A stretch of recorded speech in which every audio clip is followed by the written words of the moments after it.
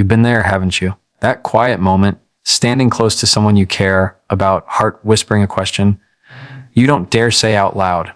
Does he want to kiss me? It's a small question on the surface, but underneath it holds so much more: the longing to feel seen, the fear of misreading signals, the silent hope that what you feel is real and wanted. And yet, sometimes that uncertainty twists inside you like a quiet ache, making you doubt yourself more than you should. This isn't just about a kiss. It's about understanding where you truly stand, about tuning into those subtle signs that speak louder than words. Because when you learn to recognize them, you give yourself the chance to step into connection without confusion, without doubt, and with a gentle clarity that honors both your heart and your worth. There's something quietly heavy about those moments when you wonder if someone wants to kiss you. Because it's never just about the kiss itself. It's about what that kiss might mean, about the vulnerability that comes with hoping you're seen the way you want to be seen. Maybe you've felt that tension between wanting to believe in the connection and fearing that you're misreading everything. That uncertainty can make your heart race and your mind spin, leaving you stuck in a place where nothing feels clear. The truth is, we all carry that confusion at times, and it's okay to want to understand what's really happening beneath the surface. What I want to do here is offer a calm, steady way to look at those moments, something real and straightforward that can help you find clarity without adding more noise. Because when you learn to recognize the signs that someone genuinely wants to connect, you create space for honesty, for respect, and for the kind of connection that honors both your feelings and your worth. There's a kind of quiet language in relationships that most people overlook because it isn't loud or obvious. It doesn't come wrapped in grand gestures or dramatic words. Instead, it's found in the small, almost imperceptible things, the way someone shifts closer when they think you're not looking, the brief touch that lingers just a moment longer, or the way their eyes soften when they meet yours. These moments can feel confusing because they don't come with a clear script. You find yourself wondering, is this real? Does this mean something? The challenge is that when you're caught up in your own hopes and fears, it's easy to miss or misinterpret these quiet signals.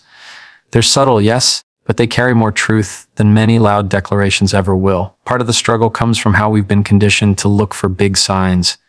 Words spoken clearly, promises made outright, gestures so obvious they can't be misunderstood. But real connection doesn't always show up like that.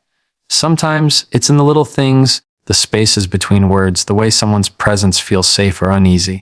Learning to read these quiet signals is less about guessing and more about tuning in, paying attention not just to what someone says, but how they move, how they hold their energy around you. It's about noticing whether their actions invite closeness or create distance, whether they show consistency or leave you hanging in uncertainty. The problem is that many people miss this because they're caught in their own emotional noise. When you're longing for connection or afraid of rejection, your mind tends to fill in gaps with either hope or doubt. You might see a touch and convince yourself it means more than it does, or you might overlook a genuine sign of interest because your past hurts make you wary. This is where emotional awareness becomes so important. It's not about reading every glance or every smile as a definite yes or no. It's about cultivating a calm, honest way of observing what's really happening without rushing to conclusions.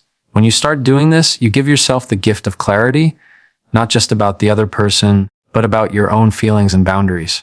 Another part of reading quiet signals is understanding your own role in the dynamic. Sometimes the hesitation or mixed messages you perceive have more to do with your own responses than theirs. When you bring fear or insecurity into the space, it can create tension that confuses the signals even more. Recognizing this isn't about blaming yourself, but about taking responsibility for how you engage in the relationship. When you approach those moments with calmness and self-respect, you invite the other person to do the same. It's a kind of emotional leadership, quietly showing that you value yourself enough to wait for clear, consistent signs of interest instead of settling for ambiguity. In real life, reading these quiet signals means being present in the moment. It means noticing how your body feels around someone, whether you feel relaxed or tense, safe or uncertain. It means watching for patterns over time, not just isolated incidents. Does he lean in when you speak? Does he look for ways to connect beyond words?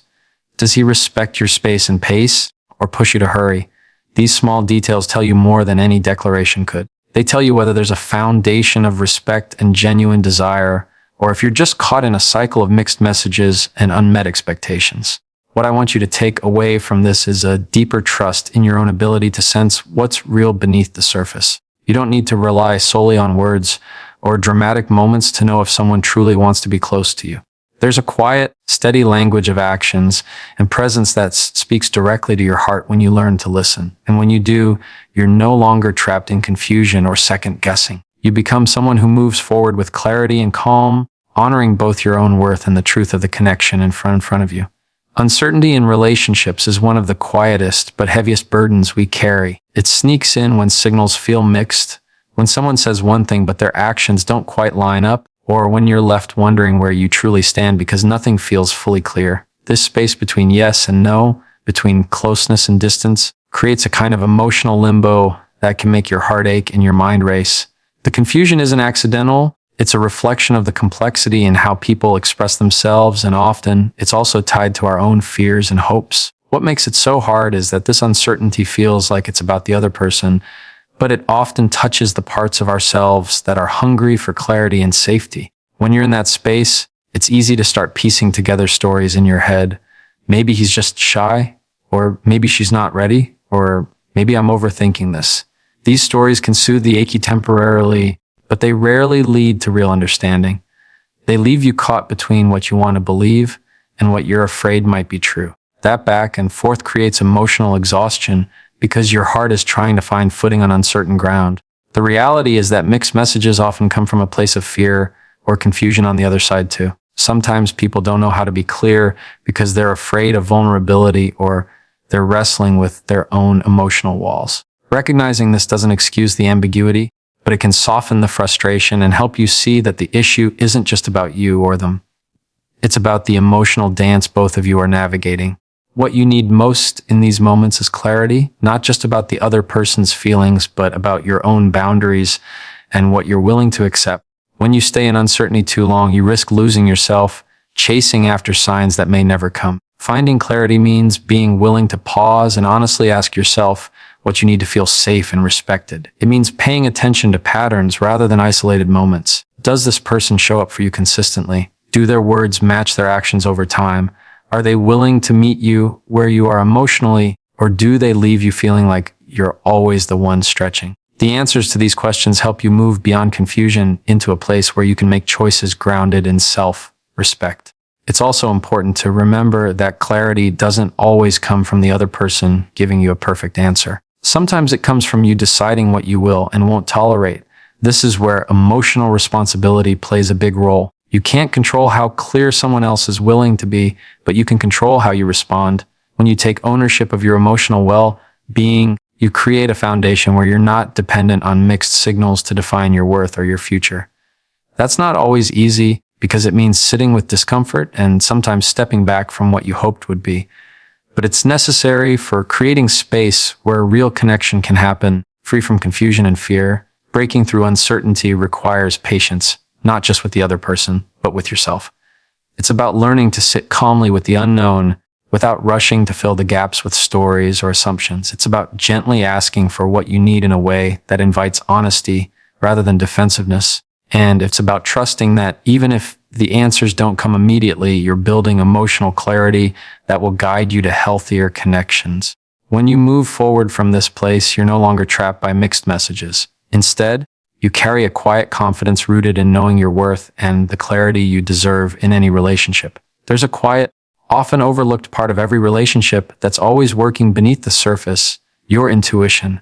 It's that subtle inner voice, the feeling in your gut, the sense of something being right or off even before words are spoken.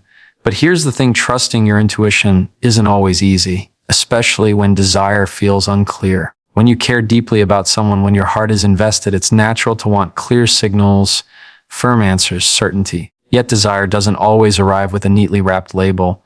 Sometimes it's messy, confusing, and tangled up with your hopes and fears. That's when your intuition becomes both a guide and a challenge. It invites you to listen closely, but it can also feel like a fragile thread in the storm of your emotions. When desire feels unclear, it's often because what you want and what you feel don't quite line up with what's happening around you. Maybe you feel drawn to someone, but their words or actions leave you wondering if they feel the same. Maybe there's a hesitation in their presence or a guardedness that makes it hard to trust what you sense. This is where your intuition can be your clearest compass, if you allow it to speak. But the problem is that your mind often tries to drown it out. You might find yourself caught in a loop of second guessing. Am I reading this wrong? Am I imagining things? What if I'm just hoping too much? Those questions come from a place of vulnerability, but they can also disconnect you from your deeper knowing. To trust your intuition in moments like these, you have to slow down and create space to really feel what's going on inside you without judgment. That means paying attention not only to the signals from the other person, but also to your own emotional and physical responses. Notice how your body feels around them. Are you relaxed or tense? Does your heart feel open or guarded? Intuition isn't just a mystical feeling. It's your body and mind's way of processing subtle information your conscious mind might miss. When you learn to listen to these signals with curiosity instead of fear, you start to recognize patterns that either support or challenge what your head is telling you.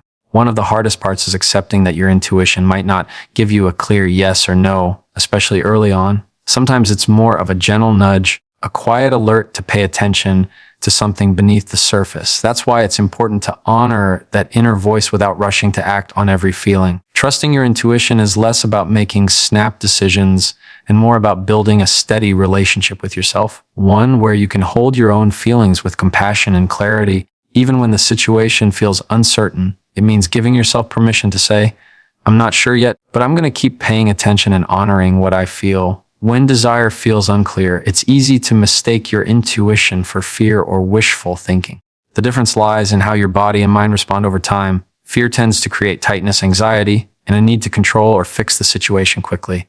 Intuition, on the other hand, often feels steady. Even if it's quiet or tentative, it invites patience and reflection.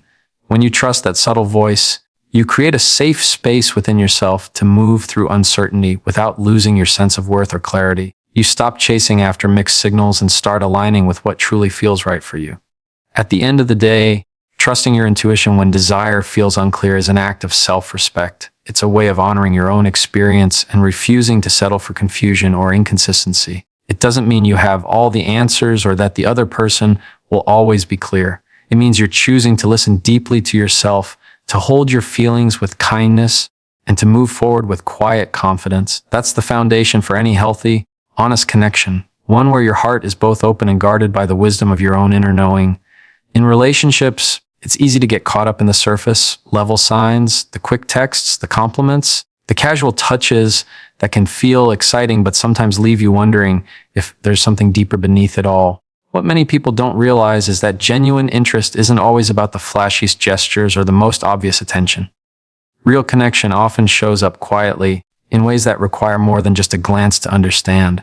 The challenge is that when you're longing for someone to care, your heart tends to focus on what's immediate and tangible, sometimes missing the subtler clues that reveal true intention and respect.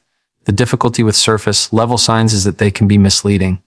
Someone might send frequent messages, but are those messages really about you, or are they just passing time? They might offer compliments, but do those words reflect a deeper understanding of who you are? Physical closeness can feel good, but is it rooted in respect and genuine desire, or is it simply a momentary impulse? When we focus only on these outward signs, it's easy to mistake charm or convenience for real connection.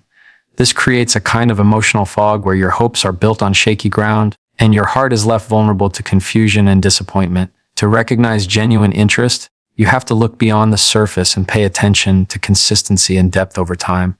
Real interest shows up in how someone listens, not just hearing your words, but understanding your feelings and valuing your experience. It's in the way they remember the little details about you that most people overlook, the way they check in when they know you're struggling, or how they respect your boundaries without needing to push for more. These are not dramatic moments, but quiet actions that speak volumes about their true feelings. Genuine interest is patient, it's reliable, and it honors you as a whole person, not just as someone to be admired or pursued. Another important part of recognizing genuine interest is noticing how someone handles your discomfort or uncertainty. When you feel vulnerable or hesitant, do they create space for you, or do they rush you to meet their needs? Do they respond with kindness and understanding, or do they become distant or defensive? These moments reveal more about their intentions than any grand romantic gesture ever could. Genuine interest means being willing to meet you where you are emotionally, even when it's messy or complicated. It's a commitment to the process of connection, not just the highlights. Sometimes we hesitate to trust these quieter signs because they don't feel as exciting or immediate. But real connection isn't a fireworks show. It's more like a steady flame that warms and lights the way forward. When you learn to recognize genuine interest beneath the surface, you protect yourself from chasing illusions and open yourself to relationships that nurture and sustain you. This kind of interest allows you to feel safe enough to be yourself without needing to perform or hide parts of who you are. Understanding this also means taking responsibility for how you respond. When someone shows genuine interest, it's okay to slow down and listen to what your heart and mind are telling you. Don't rush to fill the gaps with assumptions or wishful thinking. Trust the consistency and care that emerge over time rather than the flashiest moments that fade quickly. When you do this, you create space for real intimacy to grow, a connection built on trust, respect, and true emotional presence. Recognizing genuine interest beyond surface level signs is a skill that comes with patience and self-awareness. It asks you to honor your own worth and to seek connection that feels grounding, not just thrilling. When you see past the surface, you open the door to relationships that truly nourish your heart, and you step into a place where love feels honest, clear, and deeply fulfilling. There's a delicate, almost invisible space we all find ourselves in during those intimate moments where hope and reality seem to hover side by side.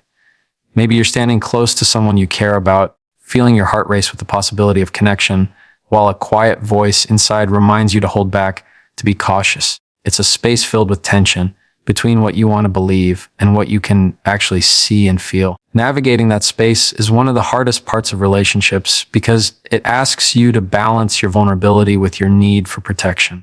It's a place where your deepest desires meet the practical truths of how someone is really showing up.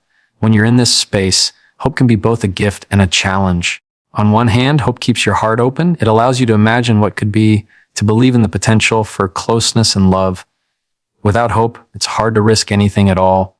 But on the other hand, hope can sometimes blur your perception of reality. It can make you overlook red flags or dismiss inconsistencies because your heart is set on the outcome you want. The tricky part is that hope doesn't always come with clarity. It can create a fog where you struggle to see the other person's true intentions or your own feelings with clear eyes. This is why it's so important to stay grounded in the present moment, to notice not just what you hope for, but what is actually happening. What do their actions say? Are they consistent over time? Do they show care and respect even when things aren't easy? The space between hope and reality isn't a place to rush through or ignore. It's a place to pause, to observe, and to hold both your longing and your skepticism gently. When you learn to do this, you start to protect your heart from getting swept away by illusions while still allowing yourself to feel and dream.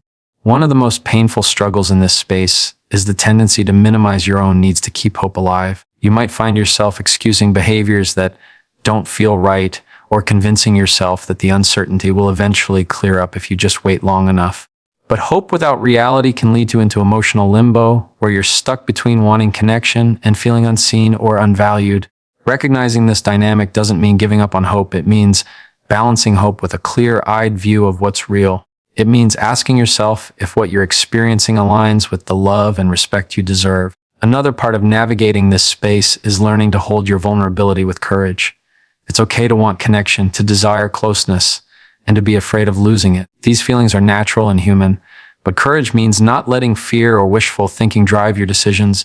It means being willing to speak your truth, set boundaries, and make choices that honor your worth, even if it means stepping back from someone who isn't meeting you where you need to be met. This kind of courage creates space for real intimacy to grow because it's rooted in honesty and respect, not just longing. In practical terms, navigating the space between hope and reality often looks like slowing down, asking thoughtful questions, and paying attention to your own feelings as much as theirs. It's about recognizing when you're investing energy in a possibility that isn't reciprocated and having the strength to step away when needed. It's also about celebrating the small moments of genuine connection when they do appear, holding on to those with gratitude, but without losing sight of the bigger picture. This space is not easy, and it often feels uncomfortable because it asks you to sit with uncertainty without rushing to answers. But when you learn to navigate it with compassion for yourself and clarity about what you deserve, you find a steadiness that carries you through. You stop chasing illusions and start building connections grounded in truth.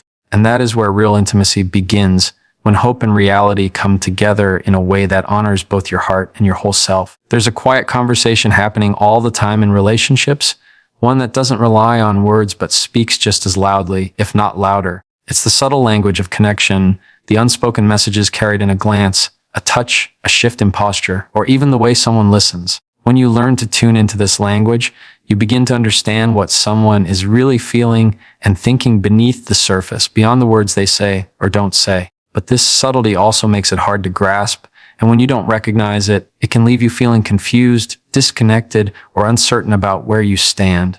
We live in a culture that often prizes clear communication, which is important, but in intimate relationships, much of the truth lives in what's unsaid. What he's really saying without words is often revealed in how consistent his actions are, how present he is when you're together, or how safe you feel in his presence. Maybe he doesn't say, "I care," as often as you'd like, but his body leans toward you when you speak. Maybe his words feel distant, but his hand finds yours when no one is watching. These small signals create a foundation of connection that words alone can't build. When you miss or dismiss them, you miss the heart of what's really happening between you. The difficulty is that many of us have learned to distrust or overlook this subtle language because it doesn't fit into neat categories. You might find yourself searching for explicit affirmations or clear declarations because they feel safer, easier to understand. But when you wait only for words, you can overlook the deeper, more vulnerable truths that someone is communicating in less obvious ways. This can lead to frustration or disappointment, especially if your partner isn't naturally expressive with words. Learning to read the subtle language means broadening your definition of communication and being willing to see love in the quieter moments. It also means paying attention to your own feelings as a guide. How do you feel when you're around him? Do you feel seen, heard, and valued even if he doesn't say it out loud? Or is there a distance, a sense that something important is missing? Your emotions are part of this unspoken conversation, telling you what's real for you. Sometimes we ignore these feelings because we want to believe in the story we're hoping for, but your emotional experience is a valuable compass. Trusting it can help you discern what the subtle signs really mean. There's also an element of responsibility here, not just in noticing these unspoken messages, but in how you respond to them. If you feel disconnected or uncertain, it's okay to bring gentle curiosity into the conversation, to ask for clarity in a way that invites openness rather than blame. Real connection grows in the space where vulnerability meets respect, and sometimes that means translating the subtle language into words so both people can understand each other better. This isn't about demanding constant reassurance, but about creating a safe space for honest emotional exchange. Recognizing the subtle language of connection helps you see beyond surface impressions and into the heart of what's possible between you. It teaches you patience with the natural rhythms of emotional expression, and it invites you to appreciate the ways love often whispers rather than shouts. When you learn to listen with your whole self, to the silences, the gestures, the shared moments, you step into a deeper understanding of the relationship. You stop chasing after words alone and start building something that feels authentic and grounded. In the end, the subtle language of connection is an invitation to be present, to be curious, and to honor the complexity of human hearts trying to reach one another. It's not always easy to hear or understand, but when you do, you find a richness and intimacy that words alone could never capture. There's an inner voice that speaks quietly but persistently whenever you find yourself standing at the edge of intimacy, the voice of doubt. It's that small, uneasy feeling that makes you pause, hesitate, question whether it's really safe to lean in, to trust, to open your heart again. This inner doubt isn't something to be dismissed or fought against harshly. It's a natural part of being human, especially when you've been hurt or let down before. The challenge is learning how to calm that doubt so it doesn't become a barrier to connection, but instead a gentle guide that helps you move forward with awareness and care. When you feel that doubt, it's often because your heart is trying to protect you from pain or disappointment. It's a survival mechanism shaped by your past experiences, your fears, and sometimes even the uncertainty in the present moment. But the problem arises when this doubt becomes louder than your trust, when it paralyzes you or keeps you stuck in second, guessing yourself or the other person. You start to wonder if you're misreading things, if you're being too vulnerable, or if you're setting yourself up for heartbreak again. That internal struggle can be exhausting and isolating because it feels like your own feelings are working against you. Calming this inner doubt begins with recognizing that it is a voice rooted in care. It wants to keep you safe. Instead of silencing it, you can acknowledge it with compassion and curiosity. What exactly is it afraid of? What past stories are feeding this fear? By naming these fears, you bring them into the light and give yourself the chance to understand where the doubt is coming from. This isn't about letting fear rule your decisions, but about honoring your emotional history and allowing it to inform a more grounded and patient approach to trust. The next step is learning to test the safety of leaning in with small, intentional steps. Trust doesn't have to be an all or nothing leap. It can be a series of gentle movements toward connection, where you observe not just your feelings, but the other person's responses. Does this person respect your pace? Do they listen when you express hesitation or need for space? Are they consistent in their care and presence? These signs help you calibrate your trust and feel more confident about when and how to lean in. It's about creating a rhythm that honors both your vulnerability and your boundaries. Sometimes calming inner doubt also means giving yourself permission to step back if you notice red flags or inconsistencies. Trust isn't just about pushing through discomfort. It's about knowing when something doesn't feel safe or right. This discernment is a powerful act of self-respect. You don't owe anyone your openness if the space they offer doesn't hold you with care. Being cautious isn't the same as being closed off. It's a way of protecting your heart while remaining open to the possibility of connection. Another important part of this process is talking to yourself with kindness. When doubt creeps in, it's easy to fall into harsh self-criticism, telling yourself you're too sensitive, overthinking, or unworthy of love. But these thoughts only deepen the mistrust you feel inside. Instead, try to speak to yourself as you would to a close friend who's struggling, with patience, encouragement, and reassurance. Remind yourself that it's okay to be cautious, that your feelings are valid, and that you deserve both love and safety. Calming inner doubt doesn't mean eliminating it completely. It's about learning to hold it alongside hope and trust without letting it take control. When you find this balance, you open the door to intimacy that feels both courageous and wise.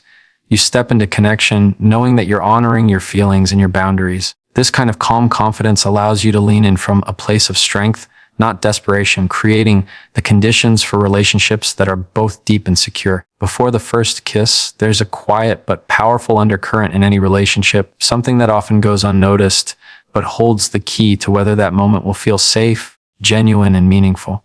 That undercurrent is emotional availability. It's about whether the person standing before you is truly present and open enough to connect with you, not just physically, but with their heart and mind. Emotional availability isn't something that always shows up in bold declarations or grand gestures. It's subtle, woven into the way someone listens, how they hold space for your feelings, and whether they're willing to be vulnerable themselves. Understanding this before you lean in for that first kiss can protect your heart and create the foundation for something real.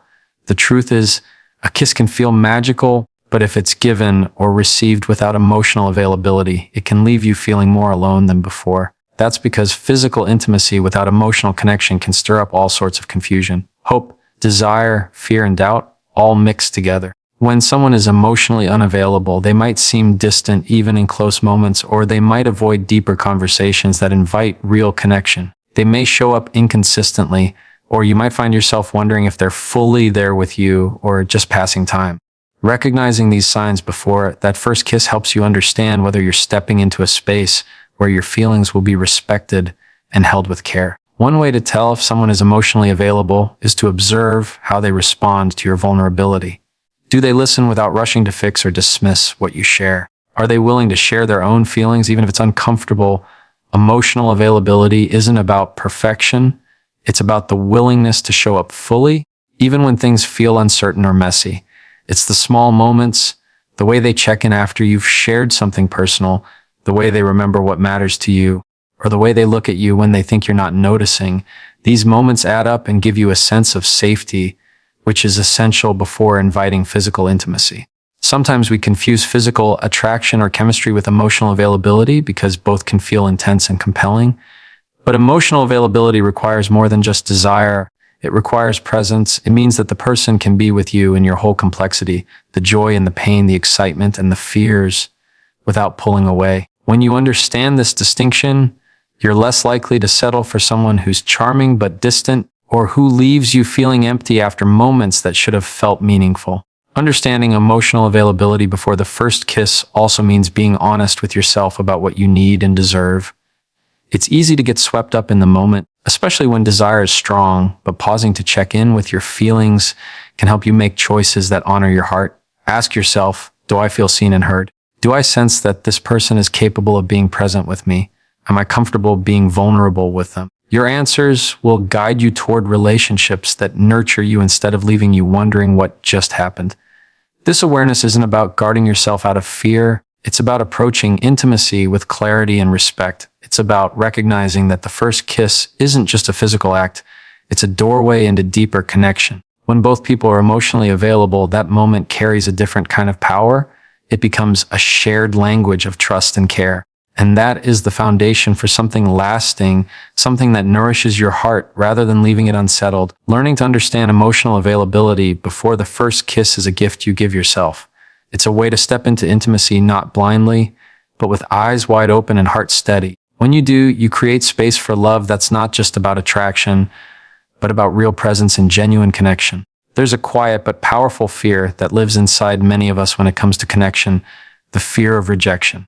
It's the one that whispers in the back of your mind whenever you consider opening your heart, reaching out, or leaning in towards someone else. That fear can be so strong and convincing that it often feels like the only thing standing between you and the connection you want most. It's understandable because rejection hurts. It strikes at the very core of our need to belong and be seen.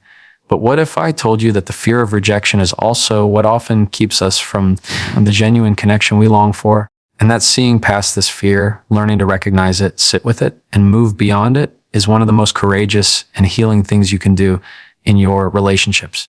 When you're caught in the grip of rejection fear, it colors everything. You start to wonder if you're good enough, if you're lovable, or if you're just too much or not enough. You replay past hurts over and over, building walls that feel like protection but actually isolate you further.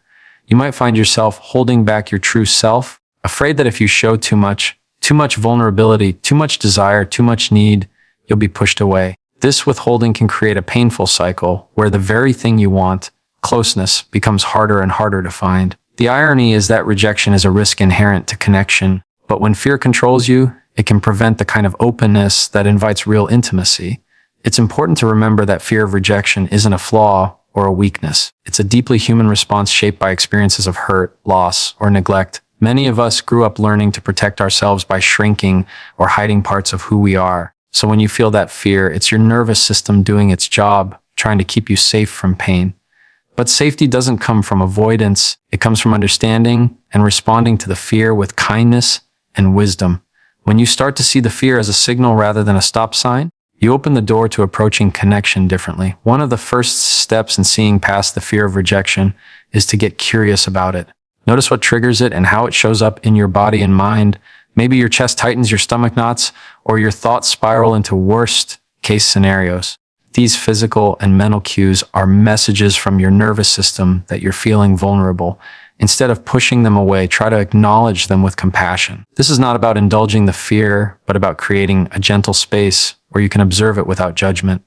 When you do this, you begin to weaken the fear's grip and strengthen your ability to choose how you respond. It also helps to challenge the stories you tell yourself about rejection.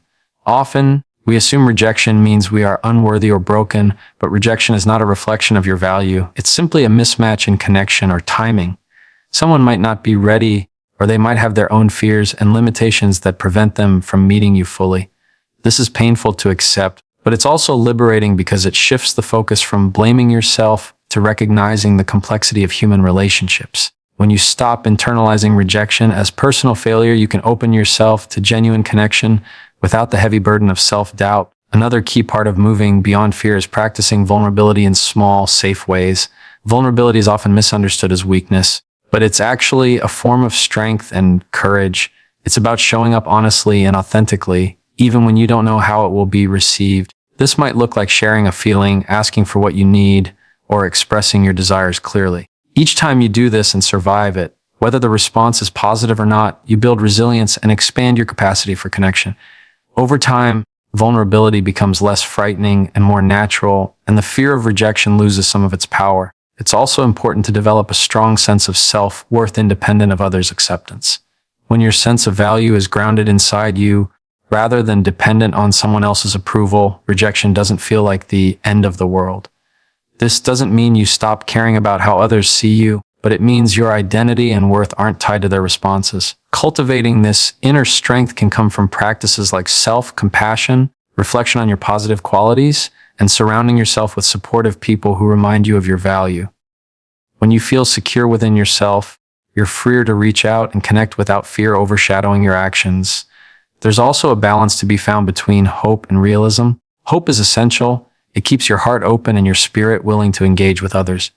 But hope without grounding can lead to disappointment, especially if it ignores clear signals or boundaries. Learning to hold hope gently while staying attentive to reality allows you to move forward with both courage and wisdom. It means being open to connection without ignoring red flags or settling for less than you deserve. This balance protects your heart and helps you build relationships that are honest and nourishing. Sometimes, despite all the inner work and courage, rejection still happens. When it does, it's painful, no doubt, but it's also an opportunity for growth and deeper self-understanding. Each experience of rejection carries a lesson about what you value, what you need, and how to care for yourself better. It's a chance to refine your boundaries and clarify what genuine connection looks like for you. Over time, these experiences build emotional resilience and teach you that while rejection stings, it does not define you or your capacity for love. It's helpful to remember that genuine connection requires both openness and discernment. It's not about throwing yourself into relationships blindly, but about approaching others with curiosity, kindness, and respect for them and for yourself. When you learn to see past the fear of rejection, you can step into connection with a clearer heart and steadier hands. You begin to invite relationships that honor your true self and create space for vulnerability and trust. Ultimately, seeing past the fear of rejection means embracing the full complexity of human connection, the risks, the rewards, the joys, and the setbacks. It means being willing to feel deeply, to risk discomfort, and to hold space for both your fears and your desires. It means choosing courage over safety in small, meaningful ways each day. And in doing so, you open yourself to the possibility of genuine connection, a connection that feels real, nourishing, and deeply healing. There's a quiet struggle many people face when it comes to desire, the tension between wanting to be honest about what you feel and the habit of second guessing yourself before you even get started. Desire can feel vulnerable and complicated, especially when you've been hurt before or when societal messages have taught you to question your own feelings. You might catch yourself wondering if your desire is appropriate, if it's too much, or if it will be rejected. This inner hesitation creates a kind of mental noise that can drown out your true feelings and make you hesitate to express what you really want. But what if creating space for honest desire without that relentless self-doubt could open the door to deeper connection and self-understanding? The challenge with second-guessing desire is that it often comes from a place of fear, fear of judgment, fear of rejection, or fear of not being good enough. These fears are real and understandable, especially if you've been taught to hide your needs or if you've experienced dismissal in the past. But the cost of this second-guessing is high. When you silence or question your desire before it even has a chance to be heard, you disconnect from a vital part of yourself. Desire is a natural, human experience. It's an expression of your life energy, your longing for connection, and your need for intimacy and pleasure. Denying it doesn't make it go away. It just pushes it underground, where it can create confusion, frustration, or feelings of shame. Creating space for honest desire starts with acknowledging that your feelings are valid, regardless of how messy or complicated they might seem. It means giving yourself permission to feel what you feel without immediately rushing to analyze or judge it. When desire arises, instead of asking, "Is this okay?" or "What will they think?" try saying to yourself, "This is what I'm experiencing right now." This simple recognition can be incredibly freeing because it shifts the focus from external approval to internal truth. It's the first step in breaking the cycle of self-doubt and opening up to your authentic experience. Another important aspect is learning to hold your desire with kindness and curiosity. Desire isn't always straightforward. It can be layered with emotions like excitement, nervousness, or even guilt. Sitting with these feelings rather than pushing them away allows you to understand yourself more deeply. You might discover that some desires are about needing safety or reassurance, while others are about genuine attraction or longing. When you approach your feelings with compassion, you create an inner environment where honest desire can breathe and grow, rather than shrinking away in shame or confusion. This process also involves being mindful about how you express desire with others. Honest desire doesn't mean rushing in without care or consent. It means communicating what you want clearly and respectfully, while also being open to the other person's responses. When you create space for honest desire in your relationships, you invite mutual understanding and trust. You show that you value both your needs and theirs, which builds a foundation for intimacy that feels safe and balanced. This balance reduces the need to second guess because there's clarity and respect in the exchange. It's worth noting that letting go of second guessing doesn't mean all uncertainty disappears overnight. Desire can still be complex and sometimes uncertain. But when you create space for it honestly, you learn to sit with that complexity without panic or self-criticism. You develop confidence in your ability to navigate your feelings and communicate them, even when they're not perfectly clear. This growing self-trust is what ultimately reduces the inner noise and makes room for genuine connection. At the heart of this is the recognition that desire is not something to be feared or controlled, but something to be honored. When you give yourself permission to experience desire openly and honestly, you reclaim a part of your vitality and wholeness. You step into your relationships with more presence and authenticity, allowing intimacy to deepen naturally. This kind of space, free from second guessing and filled with acceptance, is where desire can truly flourish, leading to connections that are not only passionate, but also grounded in respect and understanding.